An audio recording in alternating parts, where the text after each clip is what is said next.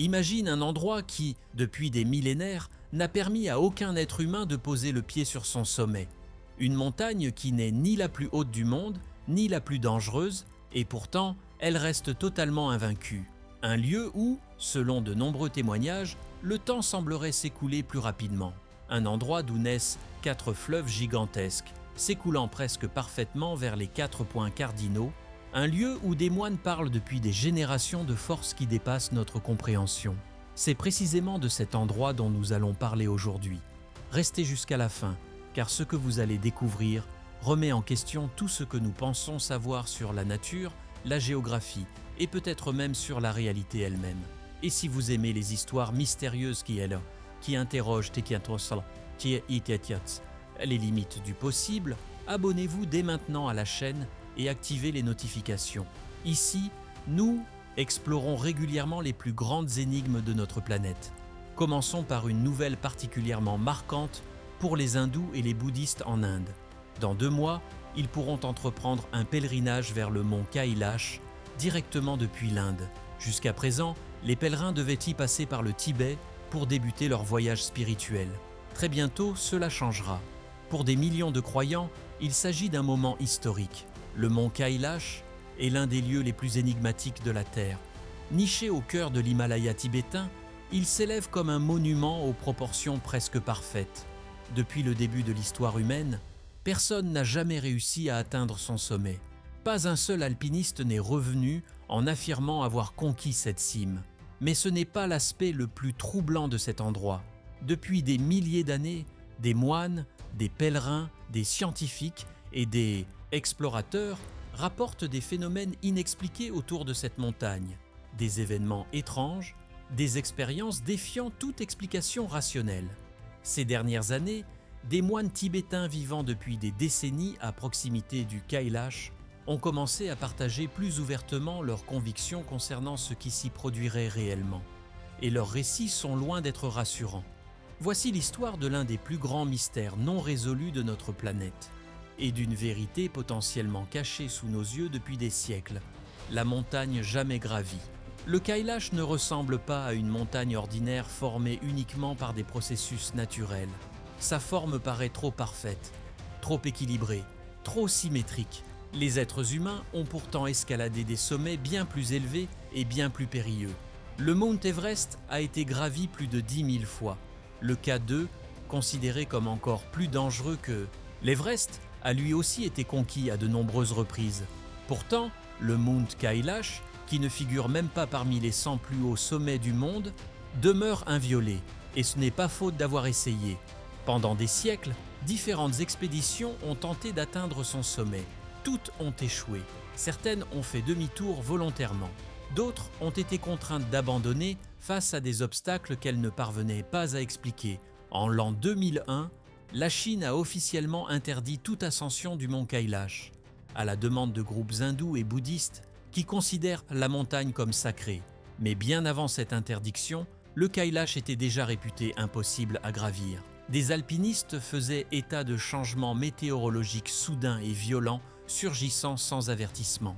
Certains déclaraient se sentir désorientés à des altitudes pourtant familières pour des grimpeurs expérimentés. D'autres racontaient marcher pendant des heures sans avoir l'impression de se rapprocher du sommet. C'était comme si la montagne elle-même refusait d'être conquise. Et c'est ici que le mystère s'intensifie. Au pied du mont se trouve le lac Manasarovar, l'un des plus hauts lacs d'eau douce du monde, situé à environ 4590 mètres d'altitude. À partir de la région entourant le Kailash, prennent naissance 4 fleuves parmi les plus importants d'Asie. L'Indus River, le Brahmaputra River, le Sutlej River et le Karnali River. Le plus étonnant est que ces 4 fleuves s'écoulent presque exactement vers les 4 directions cardinales, nord, sud, est et ouest. Ensemble, ils alimentent en eau près de 2 milliards de personnes en Inde, en Chine, au Népal, au Pakistan et au Bangladesh. Les experts parlent d'une configuration hydrologique extraordinaire, que 4 systèmes fluviaux de cette ampleur émergent d'une même zone montagneuse et se déploient presque symétriquement, défie notre compréhension habituelle de la formation des paysages. Dans des conditions géologiques normales, un tel alignement est extrêmement rare. Et voici un autre détail fascinant. D'anciens textes hindous, appelés les Puranas, décrivaient déjà ce phénomène il y a des millénaires. Ils présentent le Kailash comme la source de 4 grands fleuves se dirigeant vers les 4 points cardinaux. Pendant longtemps, les historiens ont considéré ces récits comme purement mythologiques. Pourtant, les images satellites modernes ont confirmé la disposition géographique mentionnée dans ces textes anciens. Les fleuves existent bel et bien, et leurs sources correspondent précisément à la région décrite. Cela soulève une question troublante. Comment des auteurs ayant vécu il y a des milliers d'années auraient-ils pu connaître avec autant de précision la géographie d'une région reculée du Tibet qu'ils n'avaient probablement jamais visitée? Alors, que savent les moines? Depuis des générations, les monastères proches du Kailash conservent des traditions orales relatant des événements inhabituels liés à la montagne. Ces récits couvrent plusieurs siècles et incluent des témoignages transmis de maître à disciple.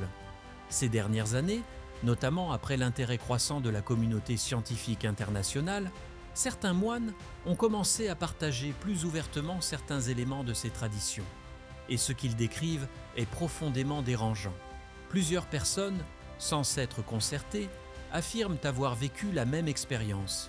Entendre de la musique à proximité de la montagne. Aucune source visible, aucun instrument, aucun musicien. Juste des sons semblant provenir de l'air lui-même. Mais les récits les plus intrigants concernent le temps. Pas dans un sens symbolique, mais d'une manière qui semblerait mesurable. Des moines ayant passé de longues périodes près du Kailash affirment que leurs cheveux et leurs ongles poussent anormalement vite, bien plus rapidement que dans des conditions normales. Certains témoignages évoquent une croissance qui prendrait habituellement plusieurs semaines, mais qui se produirait en quelques jours seulement. Des chercheurs occidentaux ayant visité la région au cours des 2 dernières décennies ont rapporté des observations similaires. Une équipe de scientifiques russes, s'y étant rendue au début des années 2000, aurait déclaré avoir vieilli plus rapidement durant son séjour près de la montagne. Certains affirmaient que la croissance des ongles correspondant normalement à 2 ou 3 semaines était visible en seulement 12 heures. Il est essentiel de préciser que ces affirmations n'ont jamais été confirmées dans des conditions de laboratoire contrôlées. Cependant, la récurrence de ces récits rend difficile leur simple rejet. Les moines ont un nom pour ce phénomène, le souffle de la montagne. Selon eux, le Kailash vibrerait à une fréquence temporelle différente de celle du reste du monde. S'en approcher reviendrait à être brièvement entraîné dans cette fréquence distincte. Et il y a encore un autre aspect qui intrigue les géologues depuis des décennies, la forme de la montagne. Le Kailash ressemble à une pyramide presque parfaite, 4 faces clairement définies, des lignes semblant alignées avec les points cardinaux, des angles remarquablement constants. Les montagnes se forment généralement à travers des collisions tectoniques, l'érosion et l'activité volcanique. Des forces chaotiques qui produisent des formes irrégulières. Une symétrie aussi nette est rare dans la nature. À la fin des années 1990 et au début des années 2000, le chercheur russe Ernst Muldachev mena plusieurs expéditions dans la région et avança une hypothèse controversée. Selon lui, le Kailash pourrait être une structure artificielle ou modifiée, peut-être une pyramide extrêmement ancienne construite par une civilisation disparue depuis si longtemps que la nature aurait commencé à la recouvrir. La majorité des scientifiques ont rejeté cette théorie, faute de preuves solides. Néanmoins, même certains critiques admettent que la symétrie du Kailash est frappante et difficile à expliquer par les seuls processus géologiques connus. Le débat demeure ouvert, et même en écartant toute spéculation, un fait subsiste. Bien que le Kailash culmine à seulement 6638 mètres, une altitude régulièrement atteinte par des alpinistes aguerris sur d'autres sommets. Sa partie supérieure semble inaccessible. Avant l'interdiction de 2001, des chefs d'expédition rapportaient tous un phénomène similaire. Des voies paraissant praticables de loin devenaient impraticables une fois approchées. La glace des hauteurs présentait des angles trop abrupts, des surfaces trop verticales, des mouvements imprévisibles. À cela s'ajoutaient des changements météorologiques soudains. Un ciel clair pouvait se transformer en tempête violente en quelques minutes, d'une manière que des alpinistes chevronnés jugeaient inhabituelle même pour l'Himalaya. Effet étonnant, ces tempêtes semblaient souvent concentrées autour de la montagne elle-même. Pour les moines tibétains, rien de tout cela n'est surprenant. Ils affirment depuis toujours que la montagne est activement protégée, non par des humains, mais par des forces obéissant à des lois que nous ne comprenons pas encore pleinement. Et il existe encore un élément qui renforce le caractère profondément mystérieux de cette région. Juste à côté du lac Manasarovar se trouve le Rakshastal Sea. Les deux lacs sont séparés par une mince bande de terre, si étroite qu'ils semblent presque se toucher.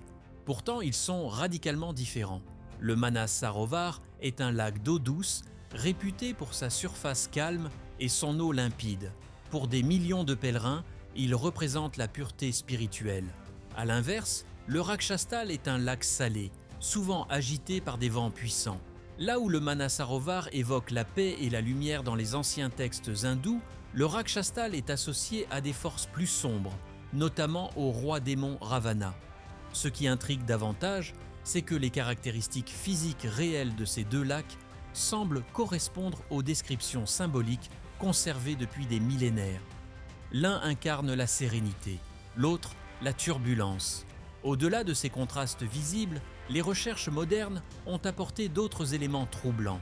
Des relevés sonars et des analyses géologiques préliminaires ont suggéré l'existence possible de grandes cavités à l'intérieur, même du mont Kailash, des chambres, des réseaux de tunnels ou des vides internes encore inexpliqués.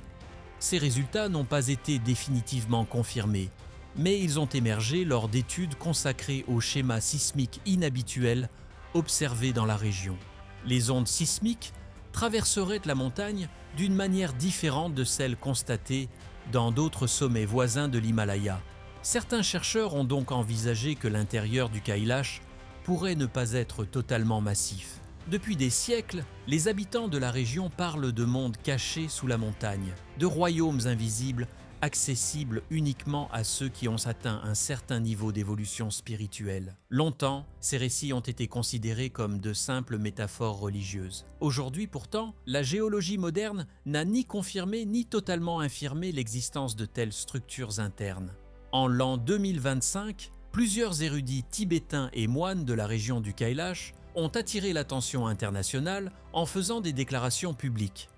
Avec l'aide de traducteurs, ils ont expliqué que nombre de leurs traditions avaient été conservées dans la discrétion pendant des siècles. Selon eux, le Kailash ne serait pas simplement une montagne, mais une colonne cosmique, un point de connexion entre notre monde et d'autres dimensions. Les phénomènes décrits par les visiteurs, sensations de distorsion du temps, désorientation soudaine, impossibilité de gravir les pentes supérieures, ne seraient niés pas des coïncidences. Ils affirment que la montagne n'appartiendrait pas entièrement au monde physique tel que nous le connaissons. Bien sûr, ces déclarations relèvent du domaine spirituel et non de la science expérimentale, mais elles soulèvent une question pertinente. Si tous ces phénomènes sont uniquement naturels, pourquoi les recherches scientifiques n'ont-elles pas encore fourni d'explications claires concernant la symétrie frappante du Kailash, la disposition presque parfaite des fleuves, ou les anomalies rapportées par les expéditions? Même si l'on écarte toute dimension mystique, le Kailash demeure un phénomène géographique exceptionnel. La combinaison de son importance religieuse, de sa symétrie inhabituelle, de ses particularités hydrologiques et de son inviolabilité séculaire en fait un lieu unique au monde. Pour les hindous, il est la demeure de Shiva, symbole de destruction et de renouveau cosmique. Pour les bouddhistes, il représente le centre du mandala universel. Pour les Jains, il marque le lieu où leur premier Tirthankara atteignit la libération finale. Dans la tradition Bon, ancienne religion du Tibet, il constitue l'axe spirituel du monde. Il est remarquable que plusieurs traditions, développées indépendamment les unes des autres, aient désigné cette même montagne comme centre sacré. Peut-être est-ce justement cette charge spirituelle qui a protégé son sommet. Contrairement au Mount Everest, devenu un symbole de performance sportive et de dépassement de soi, le Kailash est avant tout un lieu de vénération. On ne l'escalade pas, on en fait le tour. La circumambulation rituelle, appelée Kora, s'étend sur environ 52 km autour de la montagne. Selon la tradition, accomplir une seule circumambulation permettrait de purifier les fautes d'une vie entière. 108 tours mèneraient à l'illumination. Ainsi, le sommet demeure intact.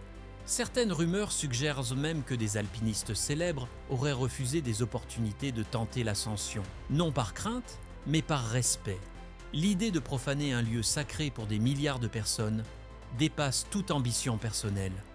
Cependant, le respect culturel n'explique pas tous les témoignages. Plusieurs visiteurs rapportent une désorientation soudaine à proximité du Kailash. Certains affirment que leurs instruments de navigation se comportent de manière étrange.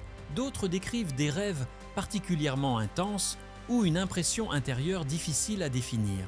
D'un point de vue scientifique, il serait possible d'expliquer ces sensations par l'altitude extrême, le faible taux d'oxygène ou la puissance symbolique du lieu. Les effets de l'altitude sont bien documentés, tout comme les altérations sensorielles qu'elle peut provoquer.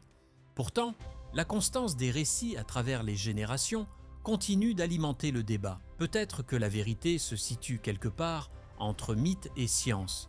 Peut-être que des processus géologiques rares, combinés à l'érosion glaciaire et à la pression tectonique, ont donné naissance à cette forme presque pyramidale que nous percevons comme artificielle.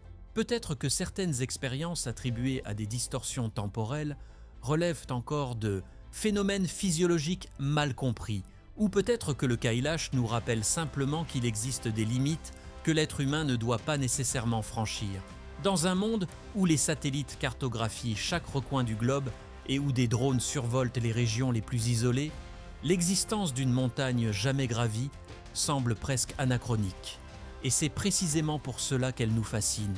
Le Kailash se dresse là depuis des millénaires, immobile, silencieux, insaisissable. Il représente peut-être moins une énigme géologique qu'un symbole, celui de l'inaccessible, du mystère, du respect face à l'inconnu. Et maintenant, la question vous revient. Le mont Kailash est-il simplement un phénomène naturel exceptionnel, fruit d'une combinaison rare de circonstances géologiques, ou sommes-nous face à quelque chose que notre compréhension actuelle ne peut pas encore expliquer? Partagez votre opinion dans les commentaires, échangez vos idées avec les autres spectateurs, et si vous êtes passionné par les mystères profonds et les grandes questions sans réponse, abonnez-vous à la chaîne et partagez cette vidéo autour de vous. Car malgré tous les progrès de la connaissance, les plus grandes énigmes de notre monde restent encore à élucider.